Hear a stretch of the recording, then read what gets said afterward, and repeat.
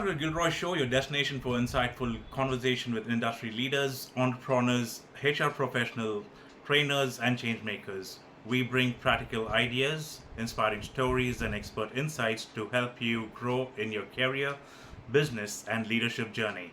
I'm your host, Gilroy Michael. So let's welcome our guest speaker, Carolyn Pinto, who is a corporate trainer, confidence and self discovery coach, and an author who is building her own brand in training and coaching space. With over 20 years of corporate experience and more than a decade in learning and development, she empowers individuals to build inner confidence, strengthen their leadership presence, and create lasting personal transformation.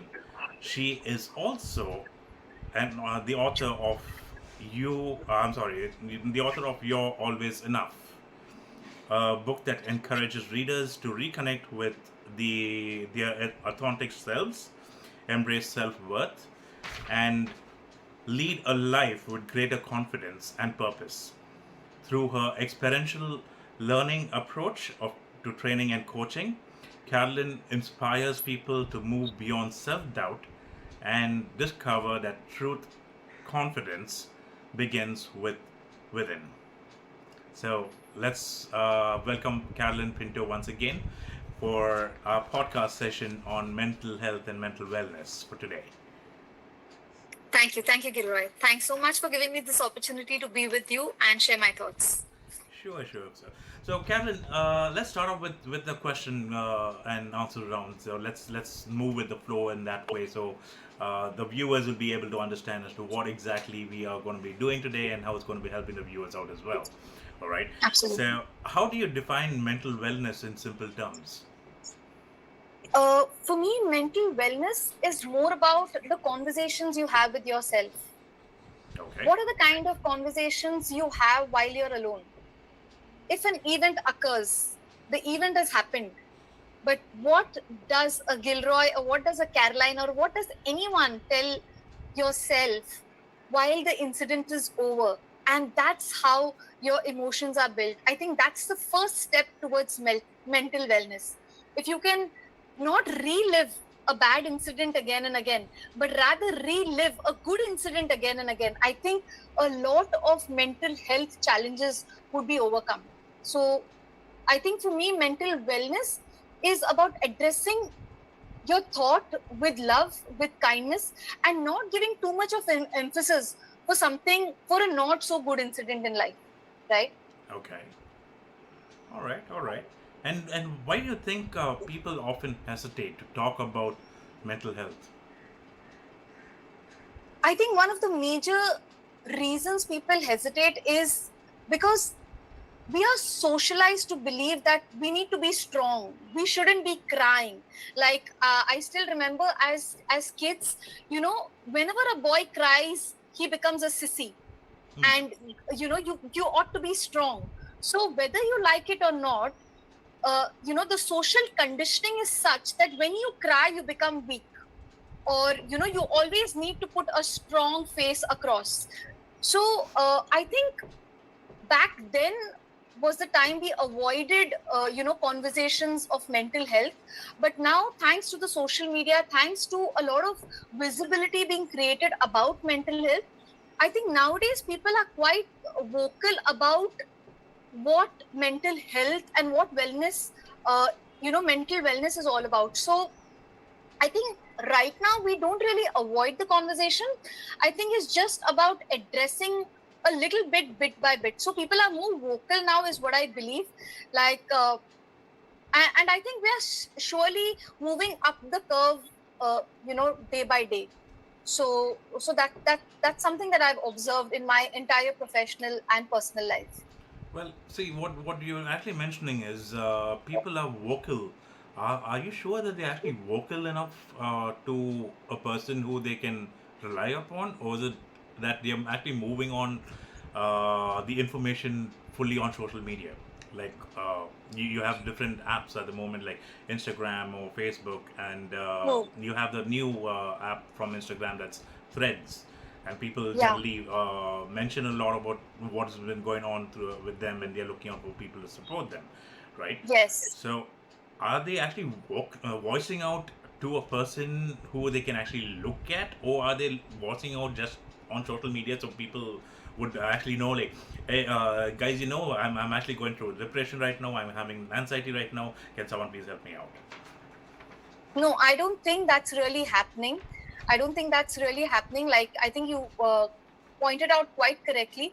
But I think now we also have some healthcare numbers. We have counselors, we have coaches who really help us come out of, any kind of problem that you're stuck with. So yeah, like you said, I mean, we'll not go out all on Insta and say that, what, I'm going through depression, please come and help me. But at least now people are informed enough to know where they have to go, Yeah. right? So that's what I'm trying to come at. But do you think people would actually uh, reach out with these helpline numbers, or would they actually reach out to a psychiatrist, or go and get themselves treated straight away? Because I've actually seen like it's a 50-50 chance of it. It's not the entire like 100% of the people actually moving into getting their mental health being in a proper place. Correct. So I mean, while you speak about a psychiatrist, or while you speak about any medical intervention that is required, I think uh, the first person who would actually rush you to a hospital would be your family, right? So if rather than talking about the social media, if we can talk to our very own families, if we can trust them, or rather build a relationship, and if we have the permission to be extremely vulnerable with them, I think that's where the true treasure lies, right? Hmm. So if you can even have a bunch of people who you can actually be your authentic self, like I think right now what's happening on the social media is we see so much of hype about staying happy, staying joyful, and we are so all out about posting the good things of our life that people are really scared to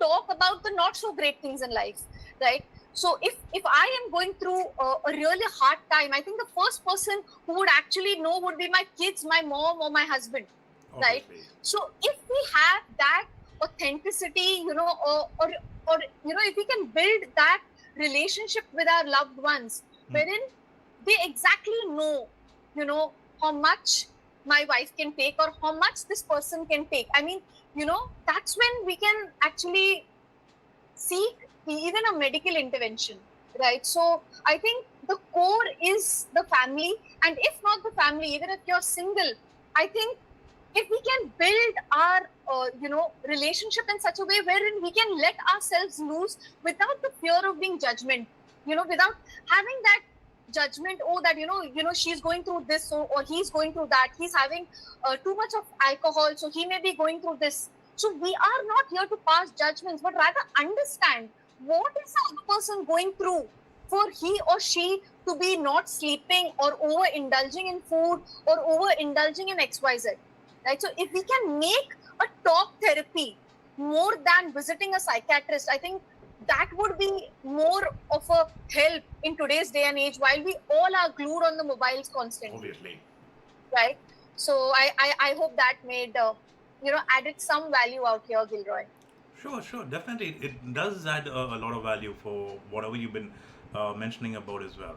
And as for my next question, based on your response that you actually given me, like talking to someone else and trying to understand if people are actually like getting addicted to something, like maybe if they start drinking or smoking too much, maybe because that they are going through something or the other. So likewise, what are the early signs that someone may be struggling emotionally? I think the early signs would be completely withdrawal of, social life. It could be even with your own family members, overthinking, not speaking at all, right? And avoiding complete connect with, like, if your child is going to school, that the child will not want to go to school, not want to go to work, and sleepless nights, Hmm. overeating, and sometimes it's just mindlessly eating, or mindlessly you're just scrolling, or even mindlessly watching TV. I have known of people, they are hooked, they are glued to the screen, but they don't really know what is happening because they're kind of switched off. So something is there, but you are kind of mentally somewhere else. So again, I would come back to it, like, if you have a family, and I think this is for all the viewers out there, if you're part of a family and you have your own relative members at home, your children, your wife, your husband, your mother, your parents, your sister, who is going through anything like this, and you can see it visibly that there is some difference in his or her behavior, I think that needs to be immediately addressed. I think putting these kind of issues below the carpet only aggravates the medical intervention. If we can address it immediately, that's when I think half the battle is won. We shouldn't be delaying any medical help as well, because that only gets you from bad to worse. Obviously, yes. And by the way, see, a lot of people right now, they are actually struggling at work as well, right? At the Right. workplace. So why do you think workplace requires mental health, and why is it such a big topic today? Because we see, when we talk about mental health, we talk about emotional intelligence, right? So if you're taking it in the corporate world, it's called as emotional intelligence. We take Right. it as normal people, we call it as mental health, right? So at the workplace, we then you see a lot of people going through a lot of difficulties. They are unable to understand why are they working in the first place. They can't handle the life back home, and then again they come back to work and they have the same frustration out there. So what do you think, or why do you think this is one of the best topics that you actually we could cater to in the workplace? uh, I think in the workplace, sometimes, we are dealing with too many things, and a lot of things are again not addressed. Like, I remember working in an organization where I reported to multiple bosses. Hmm. Now, multiple bosses had different deadlines, and their work profiles were completely different. One said A, one said B, and when it came to the same work, I had to, ensure that both of them were equally satisfied, right? And then it creates a lot of dilemma, a lot of, you know, it becomes difficult to prioritize, right? Right. Because everyone wants everything urgently, right? Yeah. And that's how the pressure is built. That's how the stress is built. And also, if I think in the workplace, if we can cultivate a environment where it's where an employee feels more safe, in terms of, like, every person wants to be felt heard, seen, and a sense of importance, right? Yeah. If a person can be given that sense of importance, that acknowledgement while he or she is there, talk about some things beyond assignments or beyond any deadlines. Hmm. Like, I remember working in an organization wherein I had the best bosses, and he used to just greet me well. He used to add some humor in our meetings, and that just kind of mellowed the atmosphere, that mellowed the work pressure. Yes, deadlines are there, work is there, everything happens, life happens, but at the end of the day, just a hi, how are you, what is happening. And this was one of my the most crucial moments of my life, when I was expecting my first kid. And life was not easy at that time. A lot of personal challenges happened too, but that person out there, I think I'll remember him for a lifetime, because he kind of eased the work pressure, and work became more enjoyable, and also there was someone that I could go to. So Hmm. in workplace, if we can have that one or two people who you can completely discuss professional life, and also some things, if we can if we can build some relationships at work too, wherein we can completely be authentic and vulnerable, I think there also a lot of relationships are, right? And every person wants to be felt important.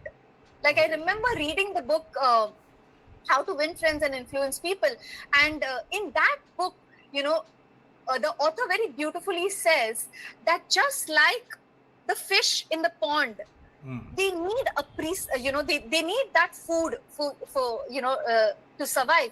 That's how a human craves for appreciation, right? So if we can take care of this aspect of a human need, we know that human wants to be appreciated, but we don't even give one in once in 10 days we don't compliment the people around us. It could be our child, it could be our bosses, it could be the team, it could be our spouses. But if we can look at moments of appreciating the other person, I think stress will have a real good tata bye-bye, right? So a lot of things are about how you make that person feel in your presence. Is that person feeling comfortable? Can that person be extremely authentic and vulnerable with you? And then I think work becomes like a cakewalk, right? So work doesn't remain work anymore. Like that employee will go all out to make the boss happy. And that time it's not about the promotion. It's just that this person means so much to me. I want to give my best there. And that's how, workplace wellness truly matters. And there are organizations who actually prioritize the employee's well-being so much, right? So see, when you're talking about the employee well-being, that's actually strike another question to my mind. What do you think organizations should do for having employees' well-being? Or how would they basically support for the employees' well-being? I think some team bonding meetings, some activities like, once a month. Like I remember in my last organization, once in a month, we just had this birthday celebration, some activities that could bring the employees together, not as a team, but as the entire organization. All the people from different departments come together. Also, if you're having a team of 5 to 6 people, have a weekend outing, just like a lunch together, or maybe just a cutting chai, just an informal conversation, just like having a cup of coffee together, maybe one to one or maybe one to many, or where the employee can completely let loose. I remember my in my ex organization, my senior actually did that, and he was he built a relationship with his entire team, me being one of them, and the relationship was so authentic that we as a team actually felt very bad when he left, right? Okay. Because there was some kind of a bond which strengthened so much. I mean, he knew us at a cellular level. He actually knew what is a Caroline or what is XYZ thinking. So the curiosity to know more about your team member, to understand what he or she is like a person beyond work, right? So observing the person, how he or she conducts himself in my absence, getting a check from the other departments, like, what is my team member like?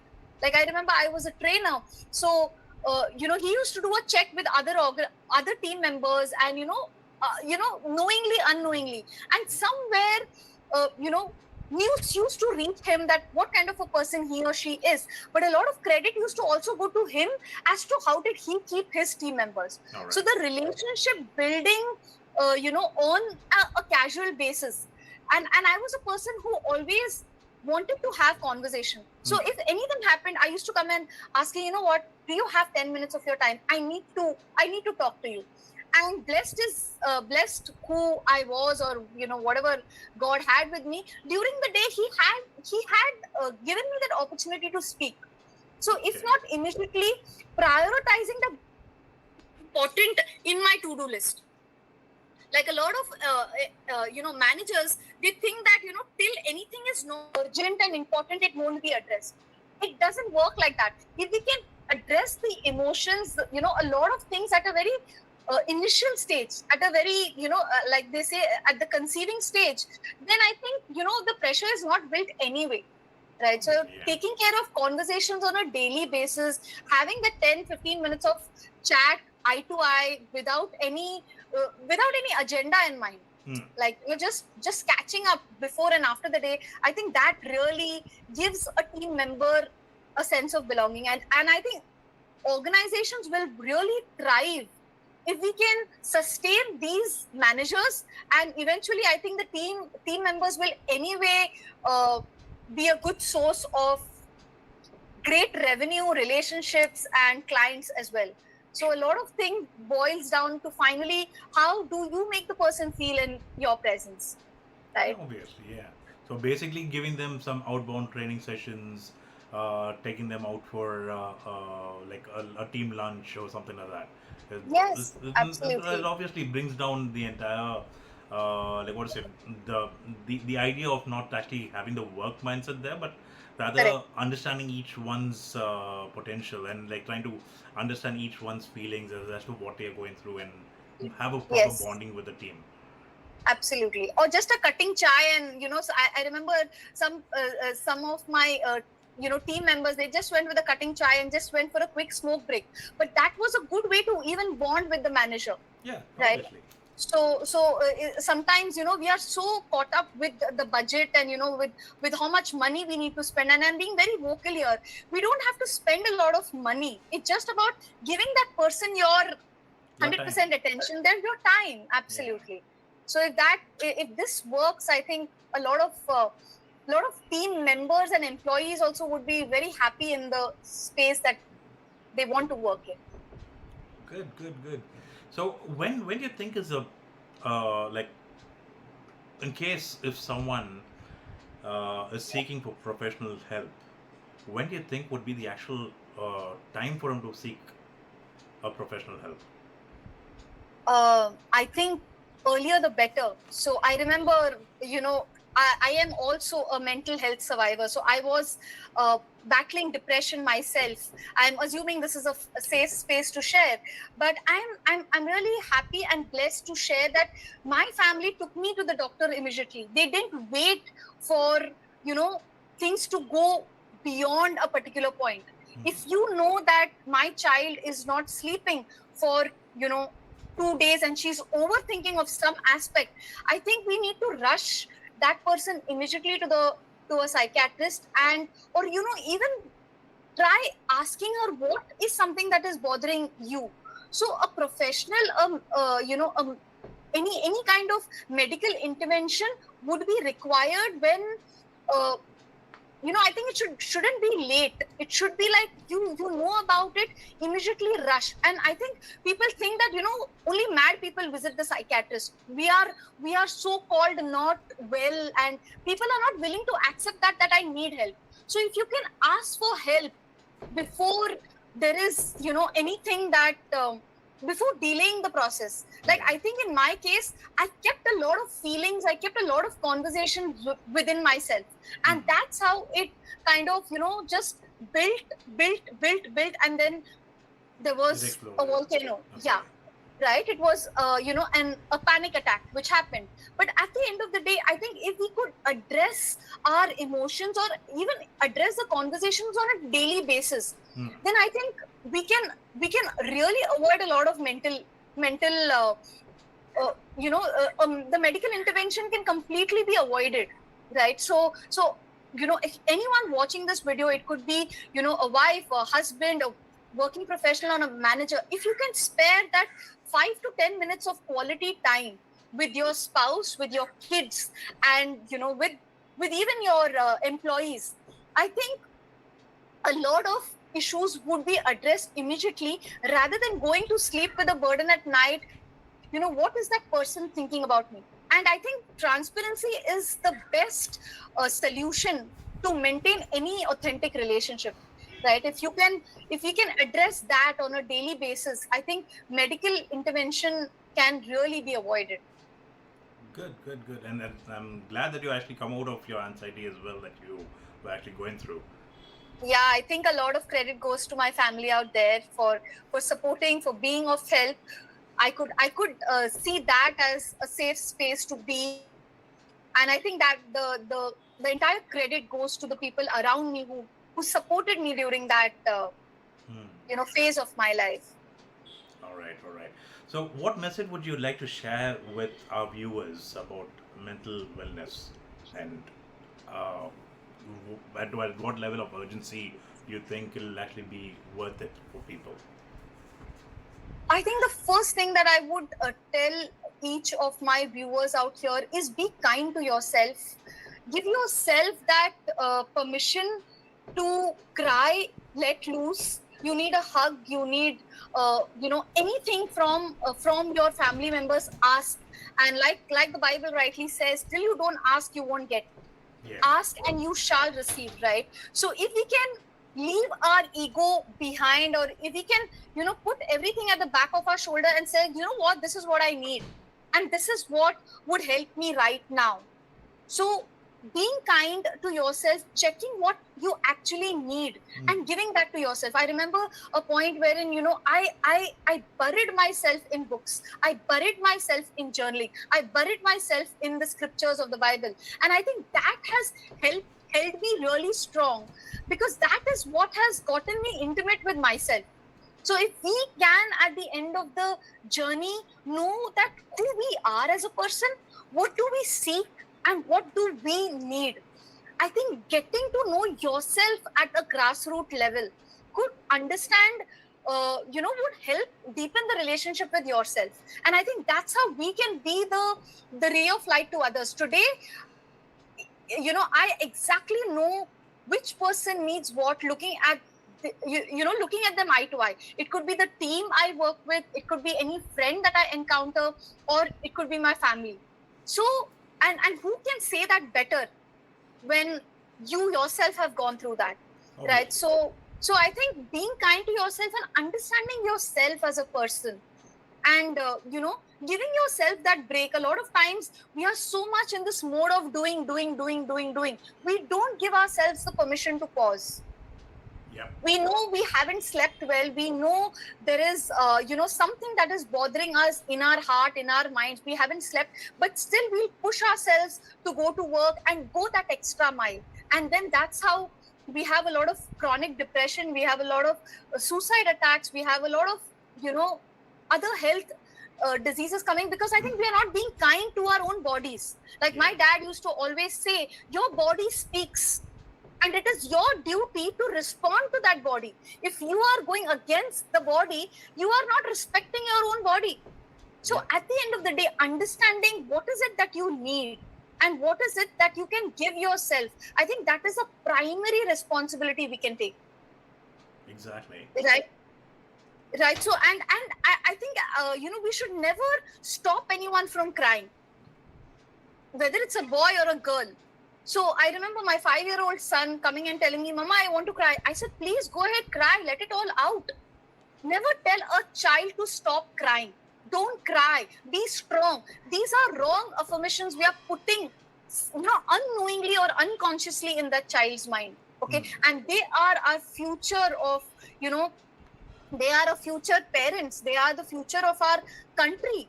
They are the future families, right? And if they can also see us, like I'm extremely vulnerable with my family. If I cry, they see me cry. If I'm happy, they see me happy. If they see me journaling, they see me journaling.